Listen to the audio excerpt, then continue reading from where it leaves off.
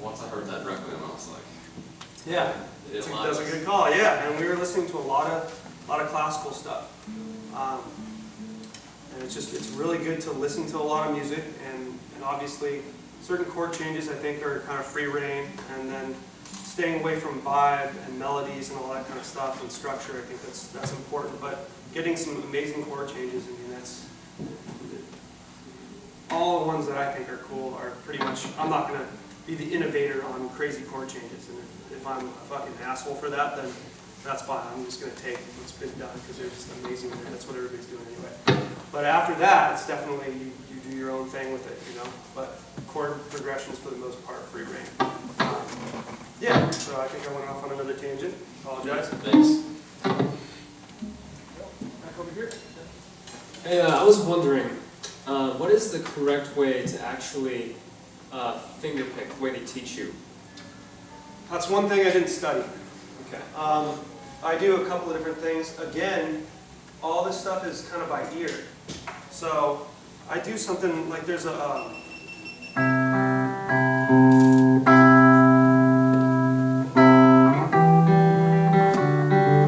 so there's like the Beatles way. When I was learning some songs like Happiness.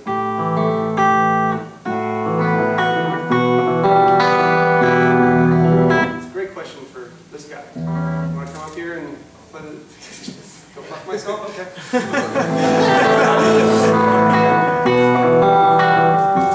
So it's just transcribing stuff like that. I do very simple and good exercise to build up your fingers.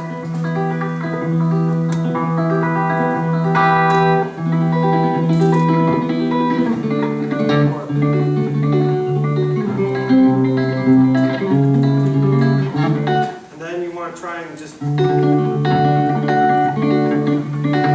But I really don't have a big repertoire of hand things that I do.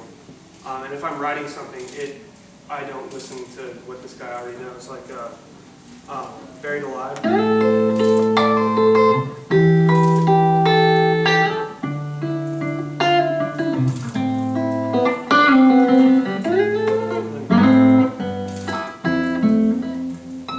Whatever the fuck I do, I don't know. But that's all like that started up here, and then this is. Okay. A lot of this, I know this. A lot of people ask this question. It's about alternate picking. They say, you know, make your pick at a 45-degree angle, but some things that they don't really go over, and it's about how much like tension you put in your arm, how much of it is muscle memory, and how to actually build your arm to actually, you know, keep going without getting tired. If you're doing, you know, yeah, I've heard of certain ways to do that. I'm not very good at that shit. But like Chris Broderick renovated his alternate picking style, I saw. So I just kind of, I try to keep it wrist.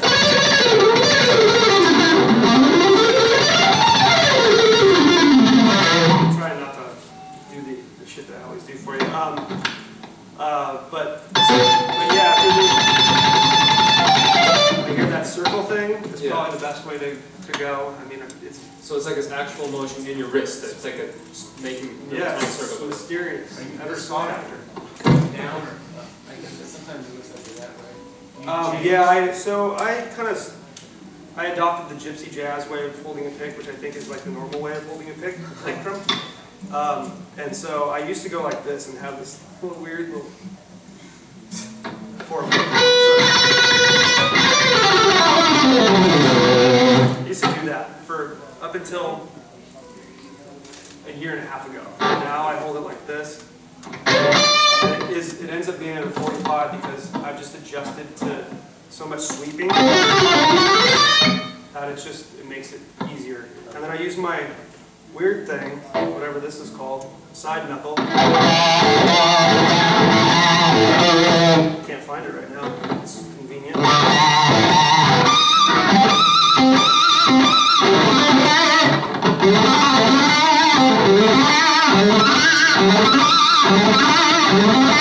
Let's see, how am I going to do this?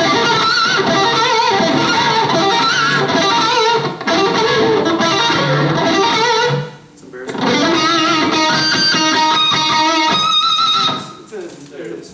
work, yeah. So I use that little fleshy part of whatever to not really do much of anything apparently. Okay. And also another thing, while you're picking and whenever you do those pinches, do you put like a lot of pressure behind the actual string, or is it like grabbing the string with the... I think I'm putting a lot of pressure behind it. Shit. Is everything right?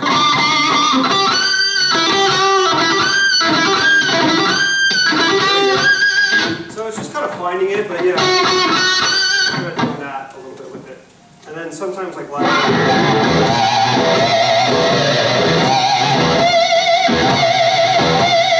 back to my weird little claw thing for like the lower string.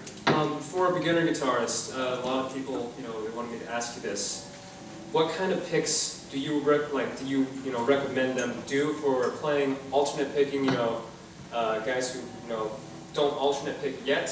What kind of picks do you recommend them use? And what kind of gauge strings or anything like that? Well, for metal, I like 10 to 52s. So it's like a light top, heavy bottom. So I like to get pretty bendy up here, and this kind of pretty thick down here. For picks, I use a very unorthodox, what is this, 2.0 or something. It's pretty much a rock. So I don't know, I found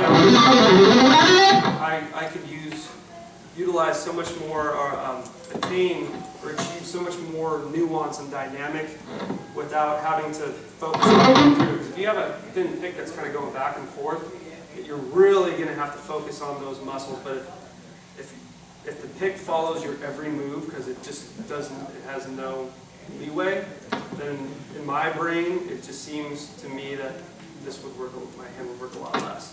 So that's what I do. But for rhythm in the studio and stuff like that, for clean stuff, especially acoustic, I'm definitely using a thinner pick because it's more forgiving if you want that. It gives it a really kind of softer, retains the feel a little bit more, hides some of your idiosyncrasies. Wait.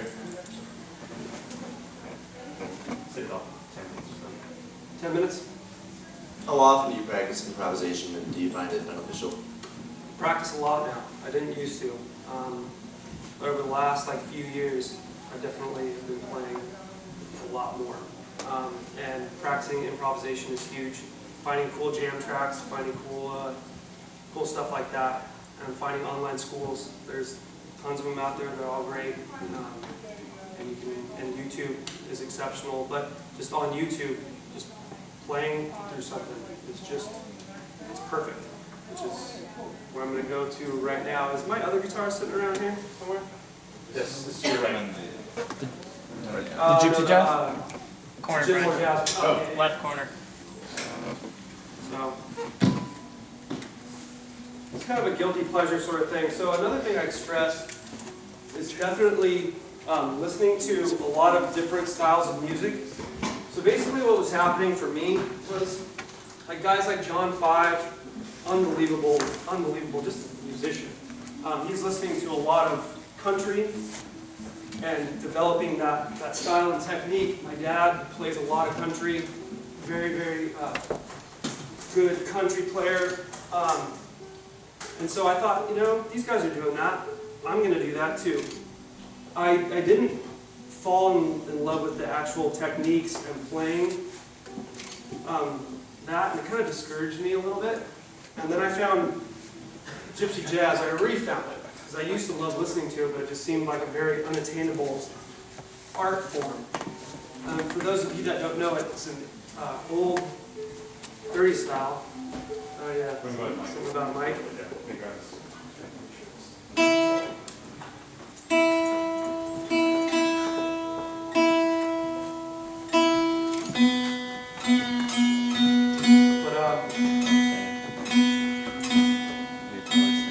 It's an old, 30s, late 20s sort of form of jazz. So basically in America, they had the big band and stuff, and guitar wasn't really, out the forefront. It was mainly a rhythm sort of thing. So these guys, like Django Reinhardt, Stud of the Earth, developed this rhythm style called the pump, and they play to emulate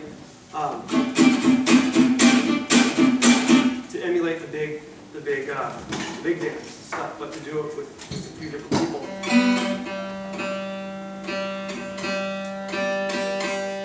And many people attribute solo guitar, some to blues. Blues kind of happened at the same time, and then a lot to gypsy jazz.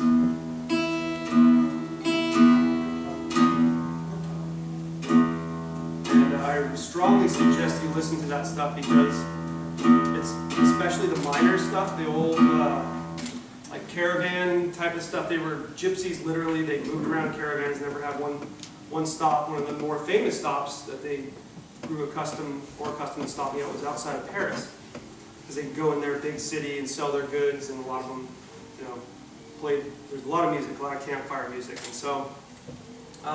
I found that to be so intriguing, and once I got into the scale types, such as the minor ninth,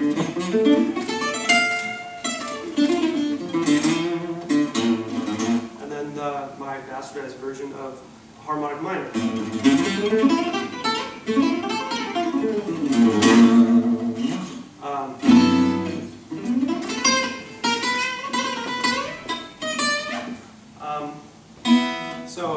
And that goes back to what you were talking about when you're playing with a pick.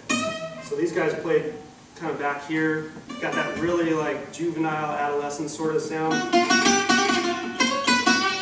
And that's where the rest stroke, which is half of the economy picking, they do it going down, but they don't do it back up. They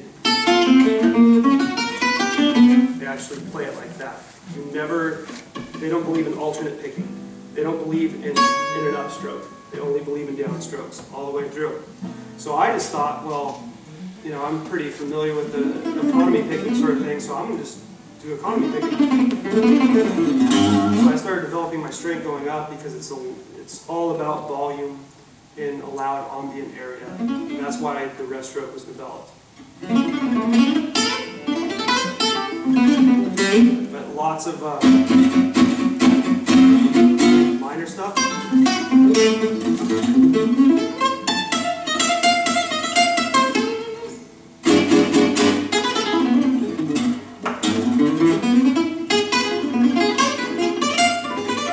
So that's the diminished sort of thing. So I'll jam something stupid. I swore I wouldn't do this because maybe I'll make it edited out, but for you guys, let's see if I can do something real fast. So point first is that find your guilty pleasure, so to speak, because you never really know what it's going to be, but different things can add. And I found the techniques, the scales, just the whole, the nuance, the detail about it to be very useful. Have some play alongs here. Oh my God, it's getting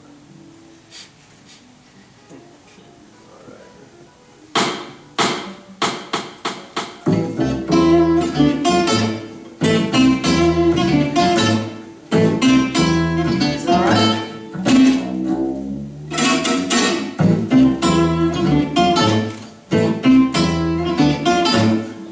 I'll think 7/4.